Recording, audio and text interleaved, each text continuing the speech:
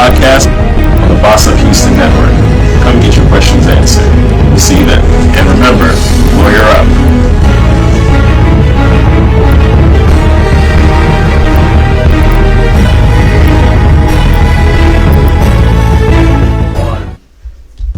Hello. Good evening. Happy Friday to everybody. We are here for our third episode. 1, 2, 3. It's 3 episodes we've done so far.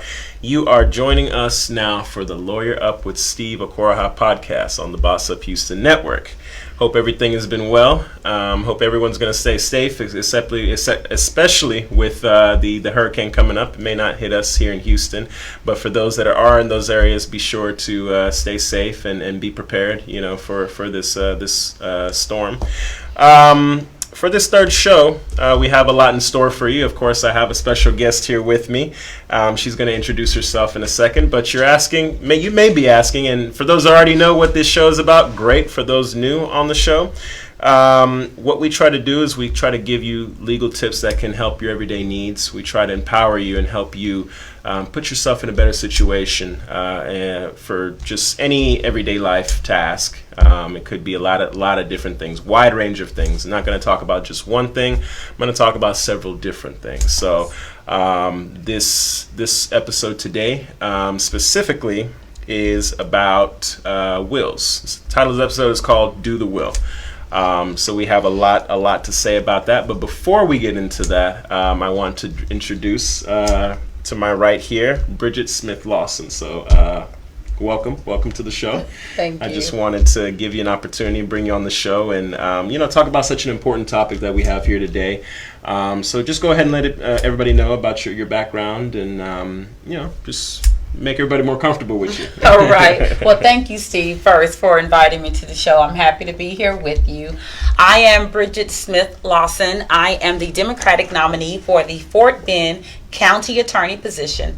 The County Attorney is kind of like the sister agency to the District Attorney. Without having to kind of go over the legal definition of the position, the County Attorney pretty much is the head of the civil legal support for all things county government.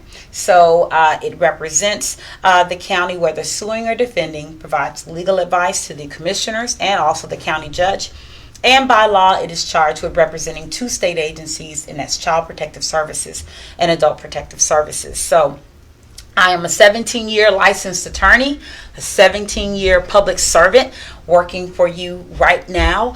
Currently, I am the managing attorney for the Department of Family and Protective Services, Office of General Counsel, and I supervise the Division of Government Regulatory Litigators, or attorneys that represent a governmental agency that's pretty much cover up to a 23 county area, but it also includes Fort Bend. So every day we are doing the heavy lifting and the heavy work of being on call 24/7, 365, but also representing a governmental agency, giving advice on a broad range of things from employment issues, whether it's dealing with issues of hiring or any types of performance maintenance things, contract issues that may come up. Also navigating the client group through the foster care system in terms of handling child welfare cases, adult protective services cases, and just all of the things that fall under the broad scope of representing a governmental agency. So I didn't start off with that.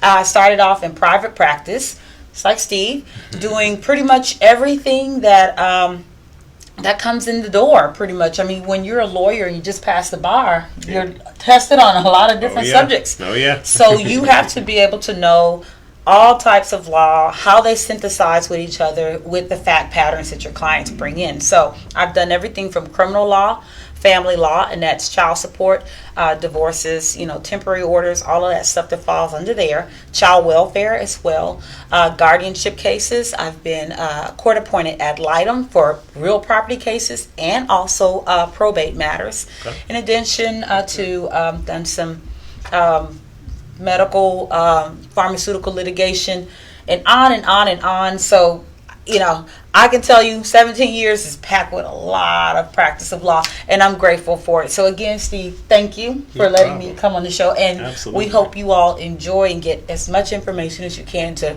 help benefit and bless your family. Definitely. And as you can see, she has the skills to pay the bills. You know, she's been doing this for quite a while, doing it longer than myself. So I have a lot to learn from her. I used to actually work with the Harris County Attorney's Office. Awesome. You know, back in the day when I was a baby lawyer. I don't consider myself a baby, even though I'm kind of a baby, you know, now. Okay. 8 years is getting That's still a long out of that. time. Yeah. It's you know, getting a little older. So, but yes, no, we're glad to have you, and we have a lot of things we want to discuss, and your wealth of knowledge is definitely going to help us. And we'd like for you to speak on a couple of things. So, with the topic, what we wanted to help everybody with is a very serious issue that really affects the minority community. It's something we don't pay particular attention to, and it ends up costing families a lot of money, and that is dying without a will. The probate process is very lengthy, it's very problematic. It can really tie up a lot of assets, a lot of resources, a lot of things that are going on. And also, if you're not very prepared, you may end up having to do a lot of things that are very strenuous in order to get the funds you need in order to, you know, have whatever bereavement ceremonies and transfer of property. It causes fights between family. It gets very messy. So, you know, I know that Halloween's right around the corner. So we're going to try not to scare you too much, but we're going to give you a couple of horror stories about what happens when you die without a will. So, but we're also going to teach you some things that can help you avoid a lot of these issues, and also things you can put in place while you're alive so that you can avoid some of these things, you know, dealing with, you know, powers of attorney and different things, and also give you some horror stories about that. What we want to do is we want to help you guys. We want to put you in the right place. We want to make sure that you're very prepared. So don't be afraid of thinking about, you know, your death or your family member's death. It's something that you need to be prepared for. So when we come back, we are going to dive right in and talk about it, so stay tuned.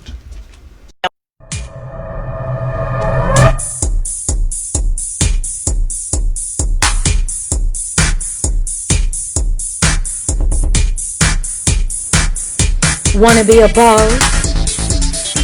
You're watching Boss Up Houston Network. It's Boss Up Houston, where we look up, stay up, and boss up.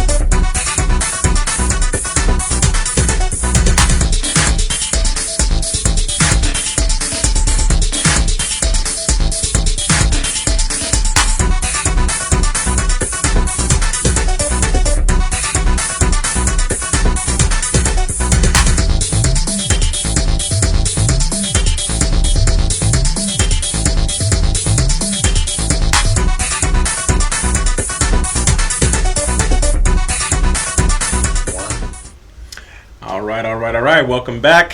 Hopefully it didn't take too long, but we said we're going to jump right in and start to talk to you about what happens when you die without a will. Now, property is characterized by two different categories. We have separate property and we have community property. Now, you only have to worry about community property if you're married, which a lot of you out there are. So community property is property that is in existence at the time and after you get married. Separate property is everything that you brought into the marriage beforehand. There are a lot of little nuances and things that separate property can transform into community property. Community property can also transform into separate property. But just to think of it as what you had before you got married is separate property, what you have during the marriage, and what you acquired during the marriage as community property. And also, two other different categories you need to remember is real property versus personal property. In probate, the two main categories of personal and real property. Real property is just land. It's a house, it's an apartment, it's a condo, it's a timeshare. Those are the things that you own that, you know, have great value, and those cause a lot of different disputes. And then, of course, your personal property is everything else you own: your car, your TV, your bank accounts, you know, things of that nature. So when you die, those things pass immediately to your beneficiaries that you put within the will. So if you have a will and you want Aunt Susie to have, you know, your your rose garden or something, or if you want your aunt, your Uncle Tom to have that truck that you have, you put that in a will, it goes to him, and it by the terms of the will, once you present it in court, then they go ahead and distribute it to him. If you don't have a will and there's no will present, then it goes to your heirs at law. And you're like, Steve, what are your heirs at law? Those are your kids, mostly your kids, but it's also your parents, your aunts and uncles, your cousins, if they have to go that far. So it's all the heirs of your body and what's related to you. So we have a couple of scenarios that I wanted to go through, and Bridgette, feel free to chime in. So your separate property, if you are married, if you have real estate, your surviving spouse gets a third of that.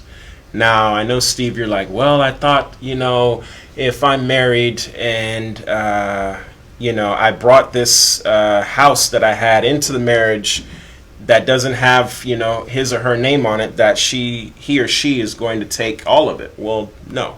If you have kids, then your kids share equally in the remaining 2/3, and the surviving spouse takes 1/3. So, and then all your other property is the exact same way. That's with your separate property. Now, with your community property, with real estate, all of it goes to your, surviving spouse. With your other property, all of it as well goes to your surviving spouse. But there are little nuances here and there that I won't go into, but there's a lot of those things that people think that, okay, well, he or she's going to automatically get half, my kids are going to get half or a third.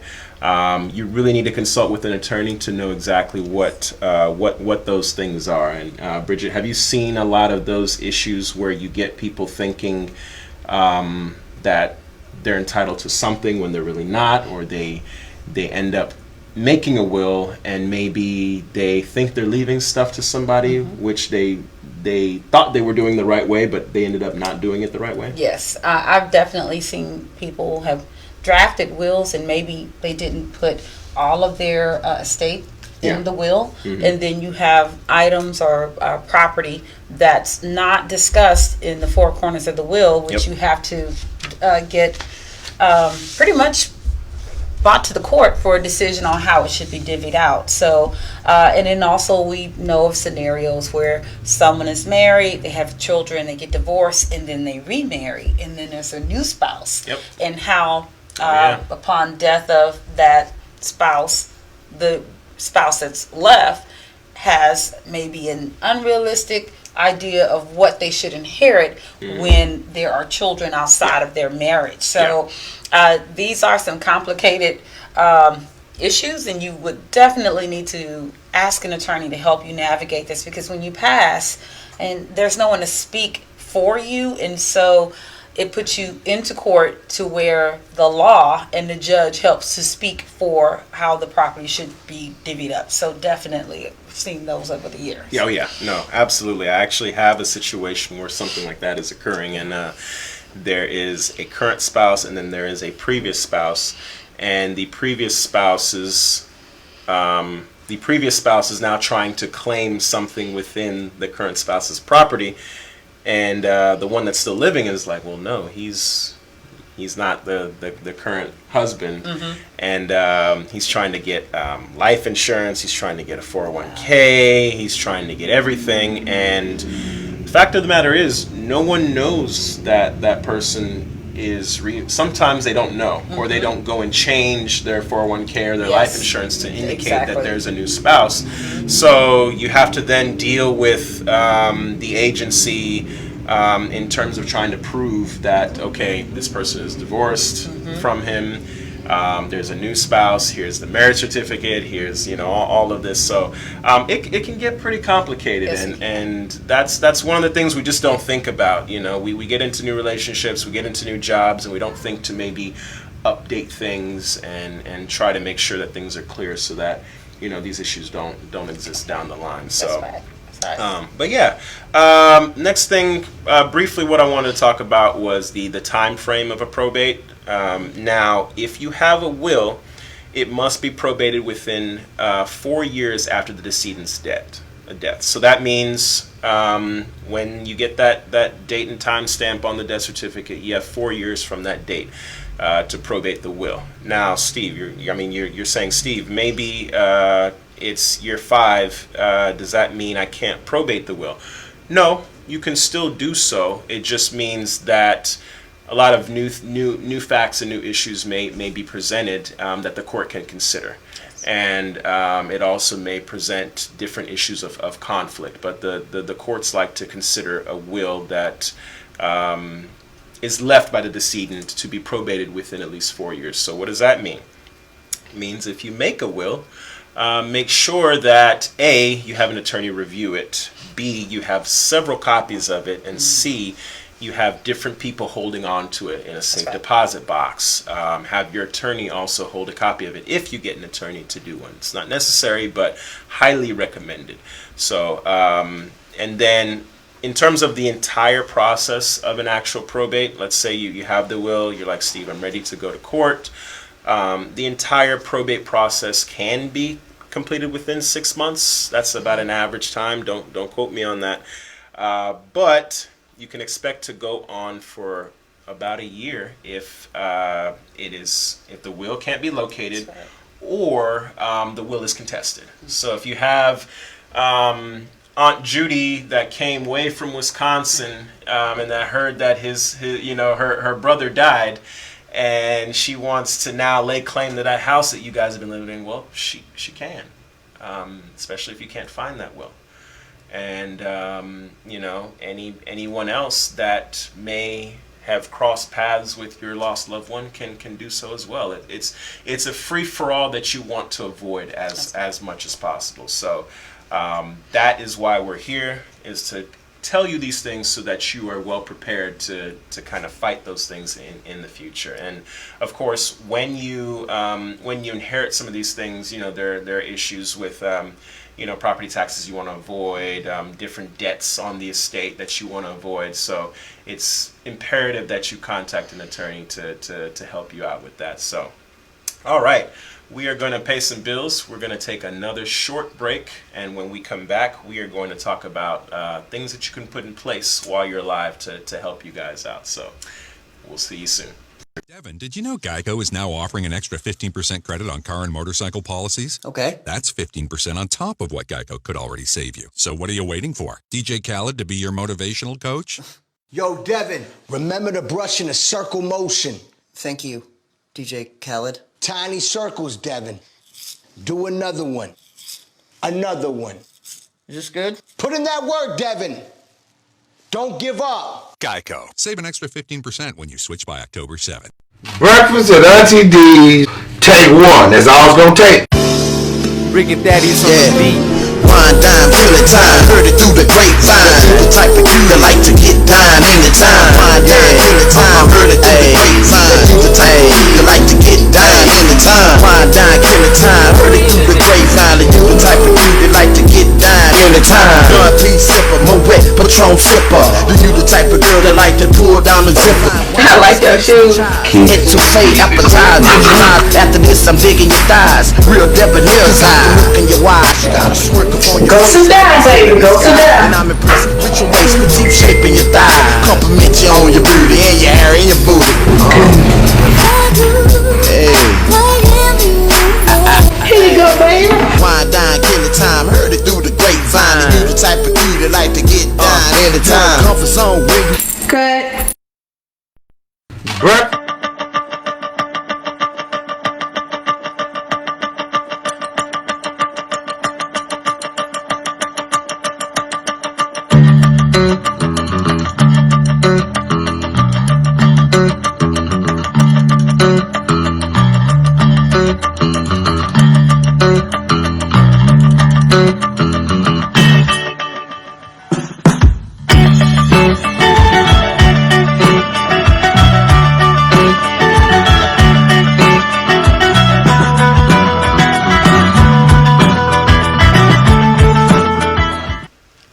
Welcome back, everybody.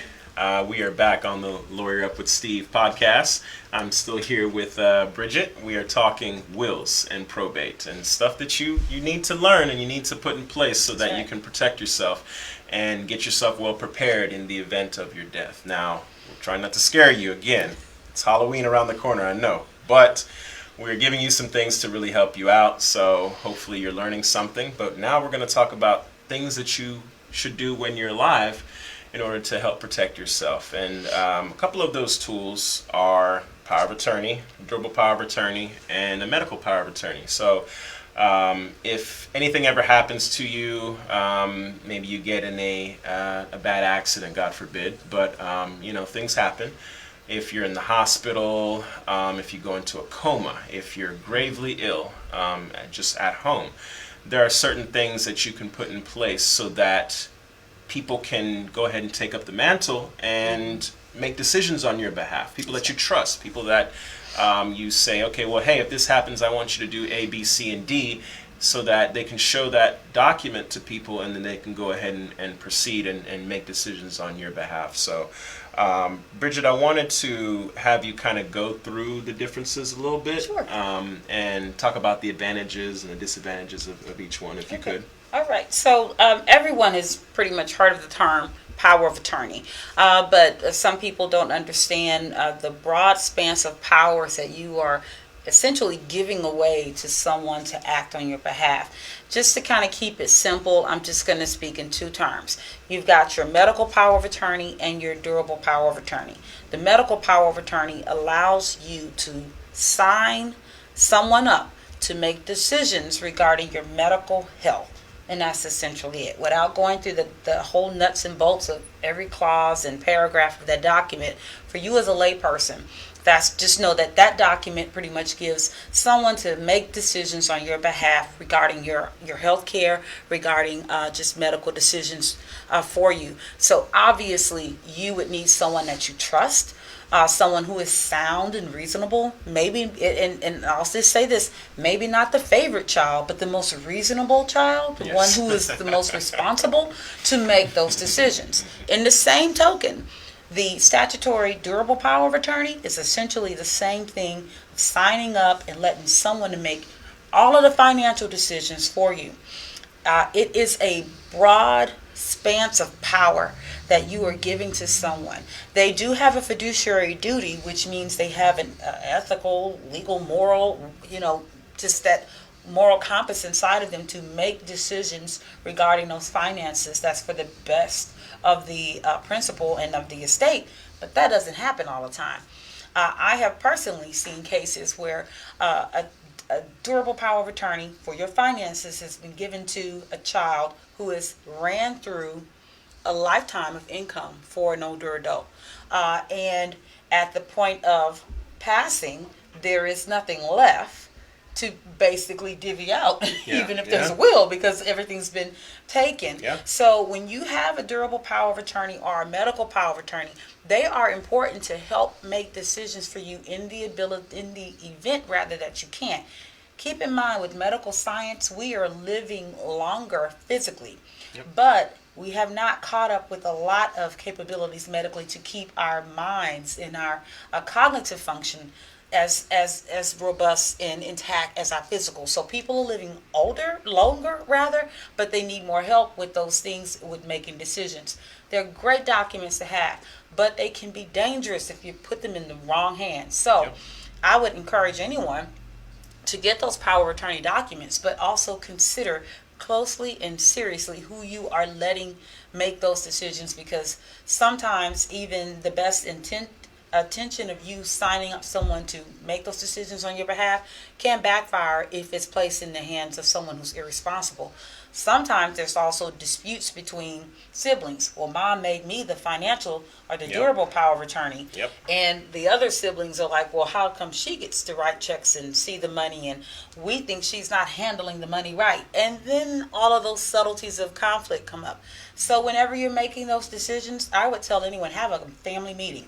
and explain to your children what you are doing and why you are doing it. Yep. Someone may not be, totally pleased when they walk out the room, but at least they can understand why mom made the decision. Yeah, you might be the favorite child, but you may not be the most, the most financially savvy. Yeah.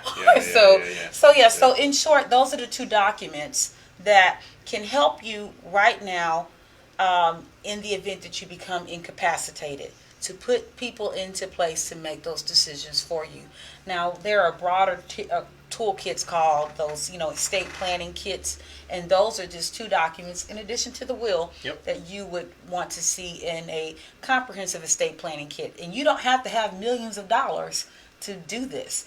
Most middle income folk, or even people who have even lesser means, whatever you have is what you have, and you want to make sure that it is managed appropriately. So think about getting those documents to kind of keep things in order. Yeah, no, absolutely. And does one of the things in order to appoint someone to have power of attorney, does it have to be family members, or can it be your landlord? Can it be your teacher? Can it be the guy that runs the Circle K on the corner, Hopefully, if you know the guy at the Circle K very well and y'all been buddies, okay. Hey, think about it. But does it absolutely have to be family? No, it doesn't have to be family members. Usually when it's not a family member, there's a question of why it isn't a family member. Yep. And that's why that family meeting, to have that open discussion, really helps to bring down some of the narrative that builds up around the decision. But you can appoint anyone that you trust to be the agent. When you sign a power of attorney, you are the principal and you are giving the duties over to an agent. So whoever you decide is a reasonable, sound person to make decisions on your behalf, you can allow that person to be your power of attorney. There's also instances where you can have more than one, but keep in mind, if you have two, there's a conflict, a decision, who gets to make one. And power of attorney documents are revocable at any time, too. Yep. So just know that if you write one and things aren't going that great, you see money going out of the bank to maybe restaurants instead of paying rent bills or whatever, you can go ahead and revoke it at any time and get your power back and take capture of your resources so that it's not further exploited. Absolutely. Similar to a will, how, if you want to make changes, Yes. but, a will has to be a little bit more formalized. You want to make sure that you do a codicil. What's a codicil? Well, you can talk to your attorney about that. But power of attorney is a lot more flexible because you can instantly make the change. You can instantly redraft it and everything. So that's something that should be pretty powerful to everybody, and then let you know that, okay, hey, if something happens to me that I can make changes and instantly revoke that other power of attorney so that I can put the person that I want to in place and replace the person that may not be doing so well instantly in order to do that. So going on a little bit with that, with power of attorneys and medical power of attorneys, I want to talk a little bit about elder abuse. It's a big problem, especially in nursing homes, and of course, we have home health care, people coming and caring for a lot of our family and loved ones. So what are some of the things that you experience, or have you experienced in your practice with that, and how does a county attorney usually get involved in those types of cases? Okay, well, sure. So Adult Protective Services is charged legally with investigating abuse, neglect, and financial exploitation of the aged and disabled population. So when you are aged or disabled and you have someone who is a close caregiver or family member or someone that's got an ongoing contact with you, if they are abusing you physically or even emotionally or neglecting you, maybe your daughter is living in your home and instead of paying the rent, she's going shopping and the lights get cut off, or there's no food. Those are issues of physical neglect. Maybe you have a caregiver who's not giving you your medication regularly. That's medical neglect. So those are issues of neglect. Financial exploitation. Maybe you have a checking account and you have given maybe one of your kids the ability to go and use your debit card to pay for groceries. And instead, they go and buy clothes and shoes. That's financial exploitation, taking your money and using it in a means that you did not allow or intend for them to do. Yeah. Now keep in mind, when you give someone a financial power of attorney document, you give them a broad span to take your money and spend it in certain different ways, unless you make sure that that power of attorney document is clearly delineated as to what restrictions and what free access they have. And that also means that you should be conferring with a lawyer too, to kind of get you guided in what you're doing on that power of attorney. But elder abuse is growing because we have a growing aging population. Financial exploitation is one of the growing areas of crime, unfortunately. We hear about our elders getting those phone calls to send money to this country and whatnot, and also just having that grandchild that may come in and have their grandmother to buy them a spanking red new Porsche, and grandmother doesn't even have money to take care of her stuff, but she's doing it out of a love or endearment. So, or they put stuff in grandma's credit. That's true. Using your credit, exactly, and ruining your credit. So we have to all of us need to be aware of elder abuse, because prayerfully, hopefully one day we will be older in our years. But we want to make sure that whoever is aging, that they're aging with integrity, they're aging with respect, and that the people around them are not doing things to mishandle them. So the power of attorney documents, again, can help protect our older adults from abuse and neglect, but it also, if it's in the wrong hands, can result in abuse and neglect. So we want to make sure and to protect our elder adults. But when we see things that indicate that they're not being protected, you can call and file a report so that Adult Protective Services can come in and see what is the abuse, the physical abuse or maybe emotional abuse that's going on. Also, if there's financial exploitation, be able to track banking records to see where is the money going. If there's neglect, counting the pills to see, okay, well, this was her prescription. She got it on October the 1st. She should have so many pills left. Where are all of her pills? So all of those things that the Adult Protective Services agency is able to look in to help protect. And specifically in Harris County, I can give examples of where things went terribly wrong and someone was not protected, and Adult Protective Services, through their legal representative, the county attorney, had to file what's called an emergency removal, which is basically a court order to get someone removed from their home and bring them to a place of safety. I think on the news 2 weeks ago, there was a big care home that was cracked down, and with several people who were in that home, and they removed quite a few of them by a court order, and that all works in conjunction with Adult Protective Services, also the Department of Aging and Disability Services, etc. So again, all of this kind of ties in.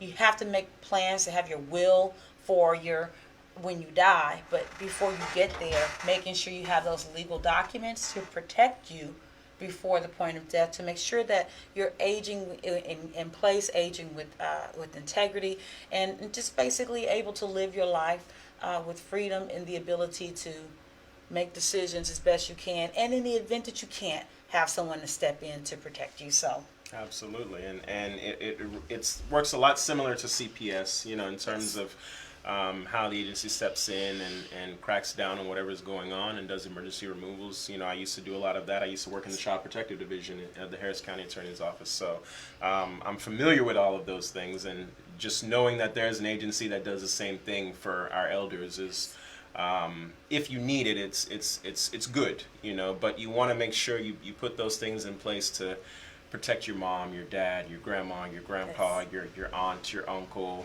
your older family friend, whoever it is that may be not able to always protect themselves and take care of themselves. You want to make sure that you put those things in place so that they can get the right care that they need.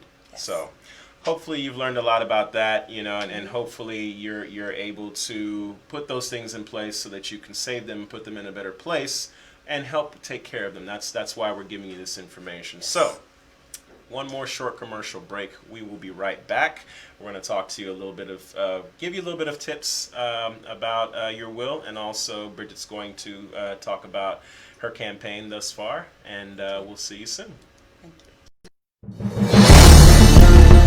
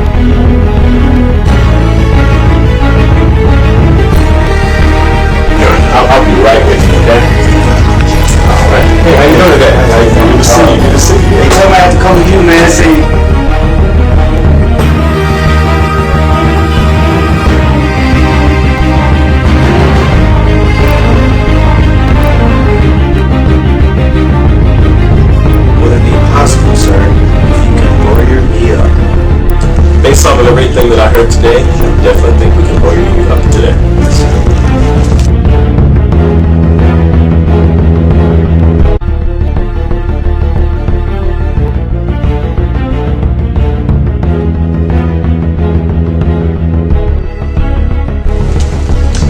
Tune into the Lawyer Up with Steve podcast on the Boss Up Houston Network. Come get your questions answered. We'll see you then. And remember, Lawyer Up.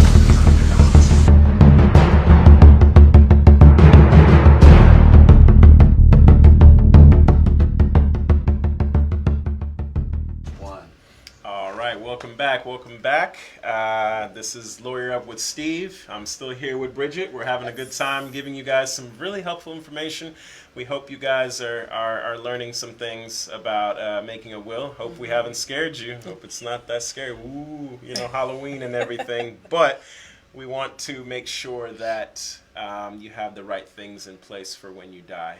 Dying is hard to talk about, but we have to. It's just one of those things that we have to make sure that we're prepared for. So, just some last tips about a will. You, like I said before, and I mentioned briefly, you do not have to have an attorney to draft a will. That's called a holographic will. It's a fancy word for just saying it's a handwritten will. You can write out, I bequeath my full estate and belongings to Susie. Sign it, notarize it. I would definitely recommend you do that, and then that's a will. However, if you want it to be a lot more structured, have a lot of the ins and outs taken care of, a lot of the legal stuff in there to make sure that the right type of things go to the right people, then you want to get a typewritten will. And definitely contact your attorney. Contact me. I draft wills as well. Contact Bridgette as well if she has the time. I know she's gonna be pretty busy though. Yes. So you might want to call me then. But all right, and then on top of that, the most important thing is getting it executed. Now, what is that? Your will is valid as it is written, but you also want to make sure that you talk to an attorney to do a will execution ceremony. And what does that comprise of? It's very simply the attorney just reads a couple of statements to you, make sure that you are lucid, you're comprehending everything, because they want to attest in front of two witnesses and a notary that what is contained within this will is what is your wishes to be done at the event of your death. So you want to make sure you conduct that. It just makes it stronger, makes it go through court a lot quicker. So definitely get your will executed. And of course, remember the difference between real property, personal property. Personal property is your car, your boat, your PS4, your Xbox, whatever you have. Real property is land, your house, your apartment, your condo, and anything like that. So there are different nuances with how you distribute those things. So make sure you contact an attorney in order to get those things divvied up the right way. So. And now I want to let Bridgette talk a little bit about her campaign. As she stated, she is running for Fort Bend County Attorney, and we wish her all the luck in the world. We're going to be following her campaign this November, so just let everybody know kind of what's going on, and when are we voting, when are we doing this, and what's going on. Sure. So, but before I do that, I want to just add one more point regarding power of attorney documents. To all of the viewers, I want you to understand the power of attorney documents must be signed before the principal, the person who's signing it, loses capacity.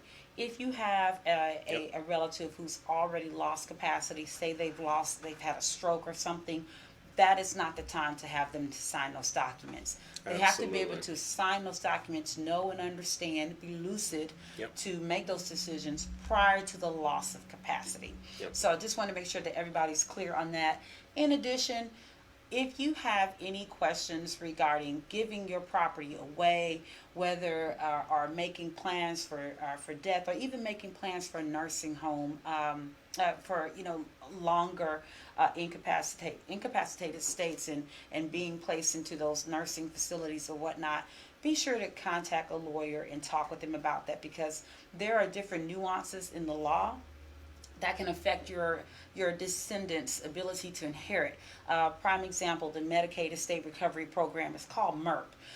You can try to give away a home to be able to income and resource qualify for a nursing home, and the state can come back and recapture that after you die. So there's so much to talk about under this umbrella. Of course, I've had years of experience doing that. Yeah. But just know, contact a great lawyer if you are in question. Some things you can do by yourself, but some things, honestly, you really need a legal person, a lawyer to help you with, like Steve Coral. So, switching gears, I'm Bridgette Smith-Lawson again, your Democratic nominee for the county attorney position. Our campaign has been going wonderfully. I've been on the campaign trail for a year and 8 months, while working full time, while being a mom, while balancing all of those things in, and the demands of being at several places at the same time. But we are encouraged. Our message has been sound.